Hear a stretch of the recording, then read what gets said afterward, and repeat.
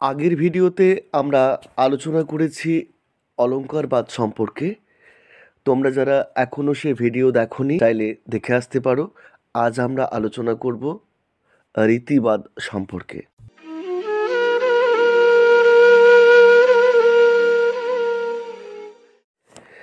আগের পর্বে আমরা অলংকারবাদ সম্পর্কে যে কথাগুলো বলেছিলাম, সেখানে অলংকারবাদীরা মনে করেছিলেন বাক্য কাব্য হয়ে ওঠে অলংকারের গুণেই। আর সেই অলংকার দু রকমের, শব্দালংকার ও অর্থালংকার। কিন্তু অলংকারবাদীদের এই মন্তব্যের সমালোচনা করে অন্য আলংকারিকেরা বলেছেন, কাব্য যে অলংকৃত বাক্য নয় তার প্রমাণ শব্দ ও অর্থ দুরকম অলংকার আছে, অথচ বাক্যটি কাব্য নয়। এর বহু উদাহরণ দেওয়া যেতে পারে। আবার এমনও দেখা যায় যা অতি শ্রেষ্ঠ কাব্য হিসেবে আমাদের কাছে বিবেচিত, তার কোনো অলংকার নেই। এরও উদাহরণ ভুরি ভুরি আছে। যেমন ঈশ্বরগুপ্তের একটি কবিতা থেকে উদাহরণ দিচ্ছি। এত ভঙ্গ বঙ্গদেশ তবু রঙ্গে ভরা। চরণটিকে খেয়াল করো, দেখো এখানে অনুপ্রাস অলংকার রয়েছে, তা সত্ত্বেও চরণটি কিন্তু কাব্য হয়ে ওঠেনি। আবার অলংকার প্রায় নেই, অথচ কাব্য হয়ে উঠেছে, এমন উদাহরণ বিষ্ণুদের ঘোড়সওয়ার থেকে দিচ্ছি।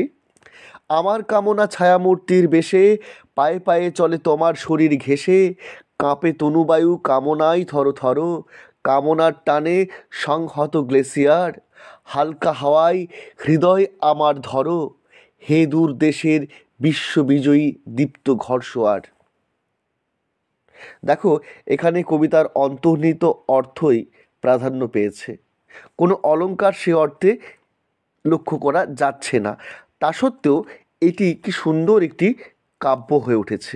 এসব কারণেই অলংকারবাদকে একটু শুধরে নিয়ে আরেক দল আলংকারিক বলেছেন, অলংকৃত বাক্য মাত্রই যে কাব্য নয়, আর নিরলঙ্কার বাক্য কাব্য হতে পারে। তার কারণ হচ্ছে কাব্যের আত্মা হচ্ছে রীতি, অর্থাৎ রীতির আত্মা কাব্যস্য। রীতি জিনিসটা কি? রীতি জিনিসটা হলো পদ রচনার বিশিষ্ট ভঙ্গি। আলংকারিক আচার্য বামন একে বলেছেন বিশিষ্টা পদরচনা রীতি। অর্থাৎ কাব্যের আত্মা হলো স্টাইল বা রীতি। স্টাইলের গুণেই বাক্য বা সন্দর্ভ কাব্য হয়, আর তার অভাবে বক্তব্য বিষয়ে সমতা থাকলেও অন্য বাক্য কাব্য হয় না। তোমরা যদি লক্ষ্য করো, ভারতচন্দ্রের প্রধান আকর্ষণ কিন্তু তার স্টাইল। ইউরোপের অনেক আধুনিক পদ্য গদ্য লেখক এই স্টাইলের গুণে বা নবীনত্বে আর্টিস্ট বা কবি নাম পেয়েছেন। অলংকার হচ্ছে এই স্টাইল বা রীতির আনুষঙ্গিক বস্তু।